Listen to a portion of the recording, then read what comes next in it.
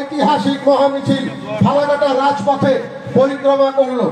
ফালাকাটা তথা এই গোটা পশ্চিমবঙ্গের সাধারণ মানুষকে যাদের এসআইয়ের নামে হয়রানি করা হচ্ছে তার বিরুদ্ধে রাজ্য তৃণমূল কংগ্রেসের আমাদের প্রিয় নেতা অভিষেক বন্দ্যোপাধ্যায়ের নির্দেশে আমরা আজকে এই ফালাকাটা রাজপথে নেমেছি। ইতিমধ্যে এসে উপস্থিত হয়েছেন আমাদের সকলের প্রিয় নেতা শ্রী ঋতব্রত ব্যানার্জি মহাশয়, ওনাকে মঞ্চে আহ্বান করছি। আমি গ্রামীণ ব্লক সভাপতি সঞ্জয় দাস মহাশয়কে অনুরোধ করব আমাদের অতিথিদের মঞ্চে আনবার জন্য। আমাদের সকলের প্রিয় নেতা ও সাংসদ শ্রী প্রকাশ সিং বারাইকে মঞ্চে আহ্বান করছি। মঞ্চে আহ্বান করছি আমাদের প্রিয় চেয়ারম্যান শ্রী গঙ্গাপ্রসাদ শর্মা মহাশয়কে। মঞ্চে আহ্বান করছি আমাদের প্রিয় নেতা শ্রী সৌরভ চক্রবর্তী মহাশয়কে। মঞ্চে আহ্বান করছি আমাদের সকলের প্রিয় আলিপুরদুয়ারের এমএলএ সুমন কালজি মহাশয়কে, বিনোদ মিঞ্চ মহাশয়কে, অশোক সাহা সহ সুভাষ রায়, জয়প্রকাশ টপ্পু আমাদের প্রিয় এমএলএ সহ বিশাল গুরুং এবং আরো যারা নেতৃত্ব বিভিন্ন এলাকা থেকে এসেছেন। আমি আপনাদের অনুরোধ করছি আপনারা মঞ্চে আসুন।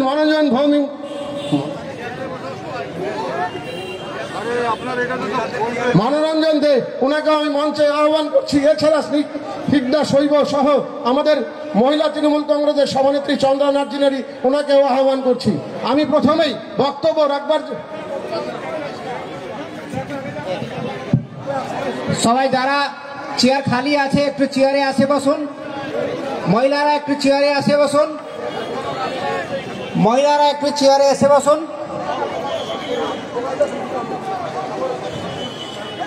আজকে আমাদের ফালাকাটা বিধানসভা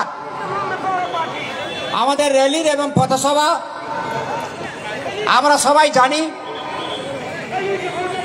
কেন্দ্রের বিজেপি সরকার আর এসআইআর এর নামে যেভাবে আমাদের পশ্চিমবঙ্গের মানুষকে আর বিপদে ফেলার চেষ্টা করছে তার বিরোধিতায় এবং আজকে আমাদের রাজ্য থেকে আগত আমাদের মূল বক্তা শ্রী ঋতব্রত ব্যানার্জি রাজ্যসভা সাংসদ এবং আইএনটিটিইউসি রাজ্য সভাপতি উনি মঞ্চে আছেন। আমি সমস্ত তৃণমূল কংগ্রেসের কর্মীকে বলছি আপনারা খালি জায়গায় দেখে বসুন এবং সামনে ভালো করে দাঁড়িয়ে যান। আমরা আমাদের আজকে পর্বটা শুরু করছি। আমি আজকে এই পথসভায় আমাদের যে রাজ্য থেকে মূল বক্তা পাঠিয়েছে রাজ্য তৃণমূল কংগ্রেস শ্রী ঋতব্রত ব্যানার্জি, ওনাকে আজকে এই বক্তার যে মূল বিষয় আছে সেই বিষয়ে বক্তব্য রাখার জন্য আমি অনুরোধ করছি।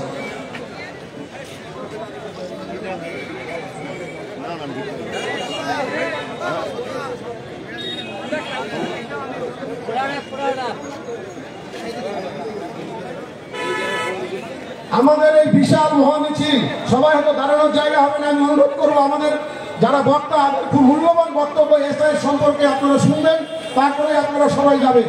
আমি অসংখ্য ধন্যবাদ জানাই কাঁঠালবাড়ি অঞ্চলের যারা নেতৃত্বরা এসেছেন, ফালাকাটা গ্রামীণ বা তৃণমূল কংগ্রেসের সমস্ত প্রধান, অঞ্চল সভাপতি, পঞ্চায়েত সমিতি সহ আমাদের গণাকু সৈনিকরা, আমাদের বিএলএ 2 যারা ফালাকাটা টাউন এবং গ্রামীণের যারা দাঁতে দাঁত চেপে মাটিতে দাঁড়িয়ে এই লড়াইটা লড়ছেন সাধারণ মানুষের ভোটাধিকার রক্ষার স্বার্থে।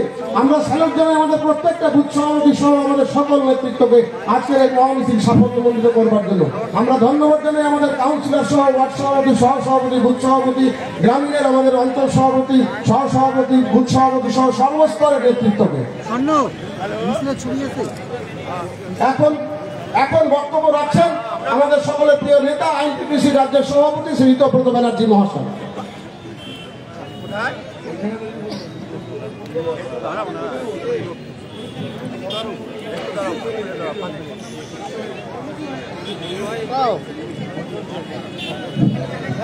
সামনে করে এসে তো সামনে ছবি ছবি আছে, ছবি আছে তো ভালো ছবি লাগবে তো, তাহলে এটা কয়েকটা ছবি নিস এই লোকজন দিয়া।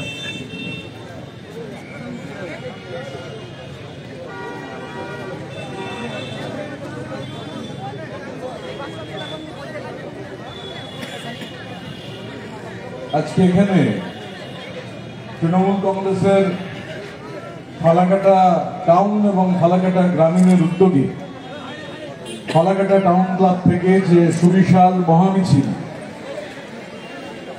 শহর পরিক্রমা করে এখানে এসে উপস্থিত হয়েছে। মিছিলের শেষে আমরা এই সভা করছি। মঞ্চে উপস্থিত রয়েছেন তৃণমূল কংগ্রেসের আলিপুরদুয়ার জেলার সভাপতি, রাজ্যসভার সাংসদ আমার সতীর্থ শ্রী প্রকাশ চিকবাড়াই। উপস্থিত আছেন তৃণমূল কংগ্রেসের আলিপুরদুয়ার জেলার চেয়ারম্যান, জায়গা ডেভেলপমেন্ট অথরিটির চেয়ারম্যান শ্রদ্ধেয় শ্রী গঙ্গা প্রসাদ শর্মা। এখানে উপস্থিত রয়েছেন আলিপুরদুয়ারের বিধায়ক শ্রী সুমন কাঞ্জিলাল, মাদারিহাটের বিধায়ক শ্রী জয়প্রকাশ দত্ত। আমাদের মধ্যে উপস্থিত রয়েছেন তৃণমূল কংগ্রেসের রাজ্য সম্পাদক বন্ধুবর শ্রী সৌরভ চক্রবর্তী। এখানে আছেন শ্রী তুষার চক্রবর্তী, আছেন শ্রী মনোরঞ্জন দে, বিনোদ মিং, সমীর ঘোষ, চন্দ্রা নার্জিনাদি উপস্থিত আছেন। সুভাষ রায় গত নির্বাচনে ফালাকাটায় আমাদের প্রার্থী ছিলেন, অল্প ভোটে পরাজিত হয়েছেন। সুভাষ আমাদের মধ্যে উপস্থিত রয়েছে। সঞ্জয় দাস এবং রাজু মিশ্র আমাদের গ্রামীণ এবং টাউনের দুই সভাপতি, তারা উপস্থিত রয়েছেন। মিহির দত্ত, প্রদ্যুৎ আচার্য সহ অন্যান্য আরো অনেক নেতৃত্ব আছেন, আমি সবার নাম নিচ্ছি না। এবং সর্বোপরি এই এত বড় মিছিল শেষে যারা এখনো এখানে আছেন, আমি সবাইকেই ধন্যবাদ অভিনন্দন জানাই। আপনারা সবাই শুনেছেন, জানেন যে অভিষেক বন্দ্যোপাধ্যায় আমাদের সর্বভারতীয় সাধারণ সম্পাদক, তার নির্দেশে আজকে এখানে আমরা এই মিছিল এবং মিছিলের শেষে সভা করছি। আমাদের রাজ্যে আর কদিনের মধ্যেই বিধানসভার নির্বাচন হবে। শুধু আমাদের রাজ্যে নয়, আমাদের রাজ্যের সাথে সাথে আমাদের প্রতিবেশী আসাম, দক্ষিণে কেরালা, তামিলনাড়ু এবং পন্ডিচেরি, 5টা রাজ্যে সেখানে হচ্ছে এই বিধানসভার নির্বাচন হবে। আমাদের দেশের নির্বাচন কমিশন যারা নির্বাচন পরিচালনা করে, সেই নির্বাচন কমিশন এই 5টা রাজ্যের মধ্যে 4টে রাজ্যে এসআইআর এর প্রক্রিয়া ঘোষণা করেছেন, কিন্তু অদ্ভুতভাবে আসামকে সেই তালিকার বাইরে রাখা হয়েছে। পশ্চিমবঙ্গ, কেরালা, তামিলনাড়ু, পন্ডিচেরি এখানে এসআইআর হবে। এসআইআর এর কাজ আপনারা শুরু হয়েছে জানেন। এর আগে এসআইআর হয়েছিল 2002 সালে। 2002 এর 1 বছর আগে 2001-এ আমাদের দেশে জনগণনা হয়েছিল। 2001-এর পর 2011-তে আবার জনগণনা হয়েছিল। 2021 সালে জনগণনা হওয়ার কথা ছিল, এটা 2025 শেষ হতে চলেছে। জনগণনার কোনো নামগন্ধ নেই। অমিত শাহের মন্ত্রক, হোম মিনিস্ট্রি, তারা জনগণনার দায়িত্বে। কেউ জানে না যে কবে হচ্ছে জনগণনা হবে, অথচ এসআইআর ঘোষণা করা হয়েছে। 12টা রাজ্যে এসআইআর হচ্ছে। এবং আমি এই মিছিলের শেষে যে সমাবেশ, সবার প্রথমে সেই সমস্ত মানুষ আমাদের রাজ্যের পাহাড় থেকে সাগর পর্যন্ত এসআইআর কে কেন্দ্র করে যে আতঙ্কের পরিবেশ তৈরি হয়েছে, যে আতঙ্কের পরিবেশের ফলশ্রুতিতে নিরপরাধ সাধারণ মানুষ, বাংলার নাগরিক যারা প্রাণ দিয়েছেন, আত্মহনন করেছেন, শুধু তারা নন, এসআইআর এর এমন প্রেসার যে নির্দিষ্ট সময়ে এসআইআর করতে হবে। সরকারি কর্মচারী বিএলও, তিনি পর্যন্ত তার ব্রেন স্ট্রোক হয়ে তার মৃত্যু হয়েছে। আমরা সবাই এই যারা শহীদ, এসআইআর এর শহীদ, এই এসআইআর প্রক্রিয়া কোন অবস্থায় এত তড়িঘড়ি করে করা সম্ভবপর নয়। 2002 সালে যে এসআইআর হয়েছিল, 2002 সালের এসআইআর 24 মাসেরও বেশি সময় লেগেছিল সেই এসআইআর করতে। 24 মাসের বেশি সময় এসআইআর করবার জন্য লেগেছিল। 2004-এর শুরুর দিকে এসআইআর শেষ হয়েছিল। আর এবারে এসআইআর প্রক্রিয়া 2 মাসের মধ্যে প্রকৃতপক্ষে এসআইআর প্রক্রিয়া করবার একটা পরিকল্পনা গ্রহণ করা হয়েছে। দুর্ভাগ্যজনকভাবে আমাদের দেশের নির্বাচন কমিশন বিজেপির এজেন্সিতে পরিণত হয়েছে। বিজেপির এজেন্সি হিসাবে আমাদের দেশের নির্বাচন কমিশন, সেই কমিশন ফাংশন করছে। এবং সব থেকে বড় প্রশ্ন, এই যে ধরুন 2021 সালে বাংলার মাটিতে বিধানসভার ভোট হয়েছিল, 2021 থেকে 2022 বাংলায় কোনো ভোট ছিল না, 2022 থেকে 2023 বাংলায় কোনো ভোট ছিল না। কারণ প্রশ্ন হচ্ছে যে যদি এসআইআর করতে হয়, এসআইআর তখন কেন করা হলো না? পঞ্চায়েত নির্বাচন 2023-এ হয়ে যাওয়ার পর লোকসভা পর্যন্ত আরো 1 বছর সময় ছিল। এসআইআর করা যদি উদ্দেশ্য হয় তখন কেন এসআইআর করা হলো না? এবং সব থেকে গুরুত্বপূর্ণ যে কথা, বিজেপির নেতারা, এসআইআর এর প্রক্রিয়া শুরু হয়েছে। এসআইআর এর প্রক্রিয়া প্রথমে খসড়া বেরোবে, সেই খসড়ায় নাম না থাকলে আবেদন করা যাবে, সেই আবেদন শেষ হবে, তারপর চূড়ান্ত ভোটার তালিকা প্রকাশিত হবে। অথচ আশ্চর্যভাবে বিজেপির নেতারা কেউ বলছেন 1 কোটি নাম বাদ যাবে, কেউ বলছেন 1 কোটি 20 লাখ বাদ যাবে, কেউ 1.5 কোটিতে পৌঁছে গেছেন। আমি তো কলকাতায় এক ভুইফোন নেতাকে বললাম, মানে তিনি বলছেন শুনলাম যে 1 কোটি 90 লক্ষ নাম বাদ যাবে। এখন প্রশ্ন হচ্ছে যে এই সংখ্যা এরা কোথা থেকে পাচ্ছেন? এটা আমরা বুঝতে পারছি যে মহারাষ্ট্রের ঘটনা, দিল্লির ঘটনা, হরিয়ানার ঘটনা বিজেপিকে অক্সিজেন দিয়েছে। মহারাষ্ট্রে লোকসভা নির্বাচন থেকে বিধানসভা নির্বাচন কয়েক মাসের ব্যবধান লক্ষ লক্ষ ভোটার বেড়ে গেছিল। দিল্লিতে লক্ষ লক্ষ ভোটার বেড়ে গিয়েছিল, হরিয়ানাতে লক্ষ লক্ষ ভোটার বেড়ে গিয়েছিল। বিহারে আপনারা জানেন নির্বাচন শেষ হয়েছে, 14ই নভেম্বর নির্বাচনের ফলাফল বেরোবে। বিহারে এসআইআর প্রক্রিয়ায় 67 লক্ষ লোকের নাম বাদ দিয়ে দেওয়া হয়েছিল। আধার কার্ড, সেই আধার কার্ডকে মান্যতা দেওয়া হচ্ছিল না, পরবর্তীকালে আধার ডকুমেন্ট হিসেবে, অ্যাডিশনাল ডকুমেন্ট হিসেবে গৃহীত হয়। সেখানেও তারপর কিছু মানুষ যে সংখ্যায় বাদ গেছিলেন তার থেকে কিছু মানুষের নাম আবার ভোটার তালিকায় ফেরত আসে। কিন্তু এটা মনে রাখা প্রয়োজন যে বাংলার মাটি মহারাষ্ট্র নয়, বাংলার মাটি দিল্লিও নয়, বাংলার মাটি হরিয়ানা নয়, বাংলার মাটি বিহারও নয়।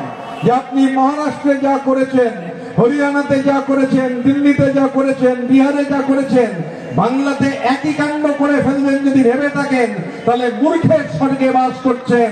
বাংলার মাটি দুর্জয় ঘাঁটি। আমরা সমস্ত রকম প্রস্তুতি গ্রহণ করেছি।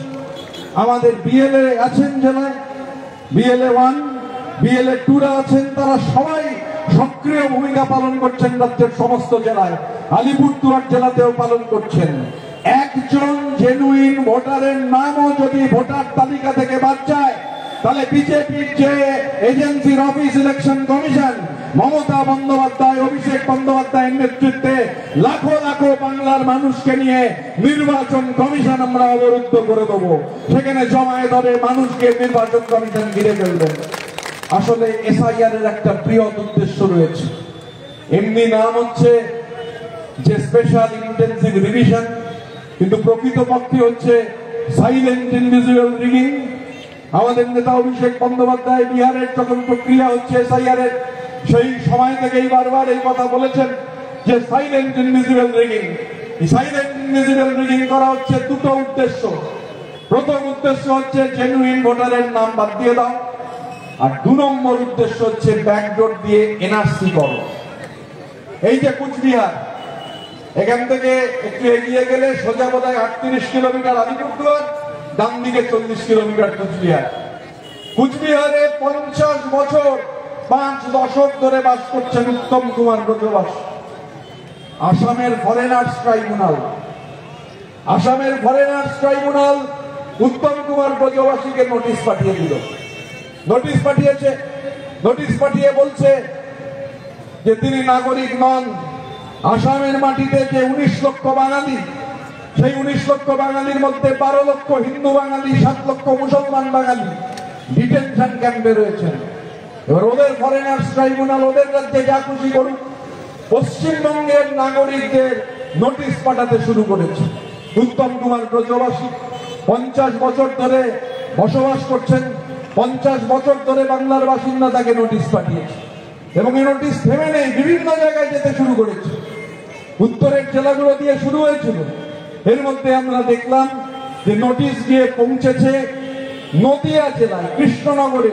দশকের পর দশক সেখানে বসবাস করছেন সেই মানুষ, তাদের নোটিশ দিয়েছে আসামের ফরেনার্স ট্রাইব্যুনাল। আসামের ফরেনার্স ট্রাইব্যুনালের কোনো এখতিয়ারই নেই। আসামের ফরেনার্স ট্রাইব্যুনাল এটা ঠিক করতে পারে না যে পশ্চিমবঙ্গের কোনো মানুষকে নোটিশ দেওয়া যাবে কি নোটিশ দেওয়া যাবে না, অথচ এই কাজ হচ্ছে।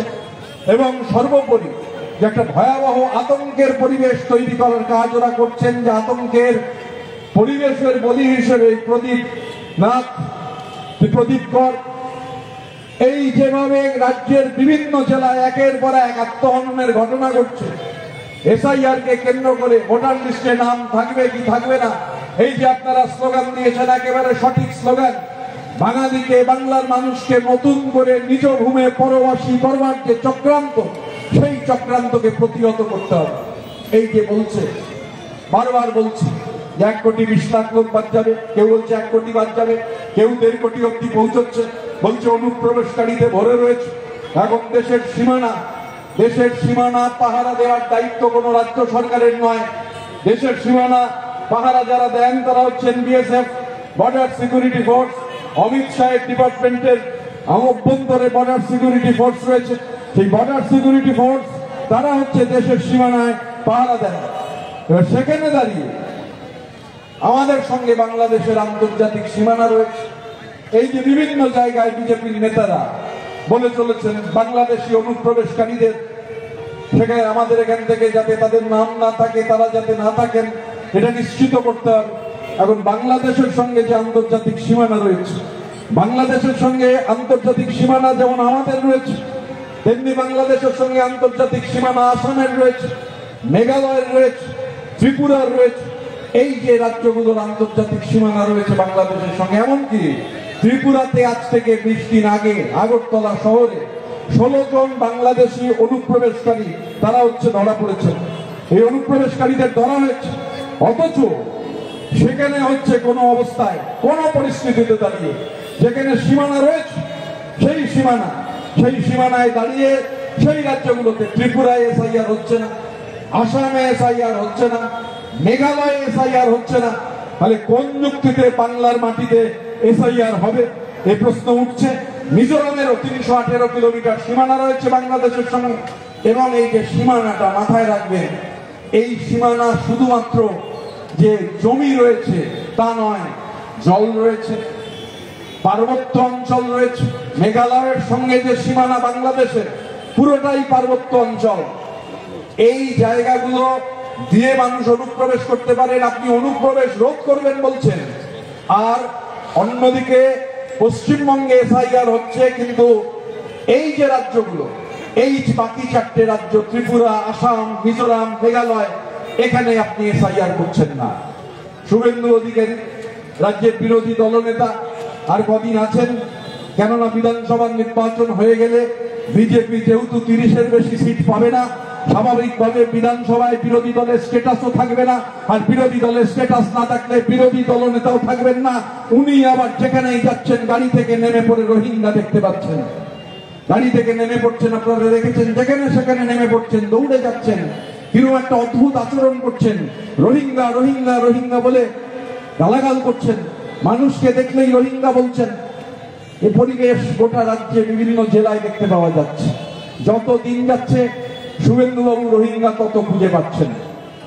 এখন রোহিঙ্গারা মায়ানমার থেকে পৃথিবীর বিভিন্ন প্রান্তে যে রোহিঙ্গারা আছেন, শরণার্থী হিসেবে গেছেন, তারা মায়ানমার থেকে গেছেন।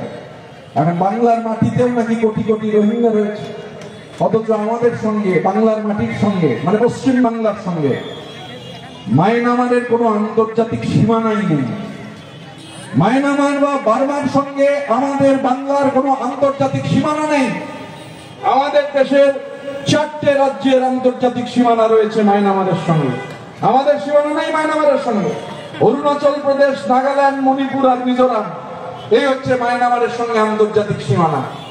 এই 4টে রাজ্যের একটাতেও এসআইআর হচ্ছে না। আপনি রোহিঙ্গাকে নাকি আটকাবেন, সেই জন্য নাকি এসআইআর করছেন। এই 4টে রাজ্যের একটা জায়গাতেও হচ্ছে এসআইআর হচ্ছে না। আসলে আপনারা খেয়াল করে দেখবেন, আপনারা জানেন সবাই যে আমাদের আলিপুরদুয়ার অতিক্রম করলেই আসাম, আসামের বরাক উপত্যকা, কাছাড়, শিলচর বিপুল অংশের বাঙালি থাকেন। 1952 সালের 21শে ফেব্রুয়ারি যখন পৃথিবী প্রথম দেখেছিল যে ভাষার জন্য মানুষ রক্ত দিতে পারে, ভাষার জন্য জীবন দিতে পারে, ভাষার জন্য যে আন্দোলন হয়েছিল, দেশ যখন ভাগ হয়েছিল, ভাষা শহীদ ধীরেন্দ্রনাথ দত্ত তিনি পাকিস্তানের পার্লামেন্টে দাঁড়িয়ে বক্তৃতা করে বলেছিলেন যে পূর্ব পাকিস্তানে বাঙালি অনেক বেশি পশ্চিম পাকিস্তানের উর্দুভাষীদের থেকে। 2 কোটি উর্দুভাষী থাকলে 5 কোটি বাংলাভাষী পূর্ব পাকিস্তানে আছেন, তাই বাংলা ভাষাকে রাষ্ট্রভাষার মর্যাদা দিতে হবে। পাকিস্তানের শাসকরা তারা জোর করে উর্দু ভাষা চাপিয়ে দিয়েছিলেন। ভাষা চাপিয়ে দেওয়ার যে রাজনৈতিক সিদ্ধান্ত, তার বিরুদ্ধে যে আন্দোলন গড়ে উঠেছিল ওপার বাংলায়, ঢাকাকে কেন্দ্র করে, সেদিনের পূর্ব পাকিস্তানে বাঙালি স্লোগান দিয়েছিল যে ওরা আমার মুখের ভাষা কাইরা নিতে চায়, যে ভাষায় কথা কইত আমার বাপ দাদায়। বাপ দাদার ভাষা রক্ষা করার লড়াই, নিজের ভাষা রক্ষা করার লড়াই, সেই লড়াইয়ে মানুষ যে জীবন দিতে পারে এর আগে পৃথিবী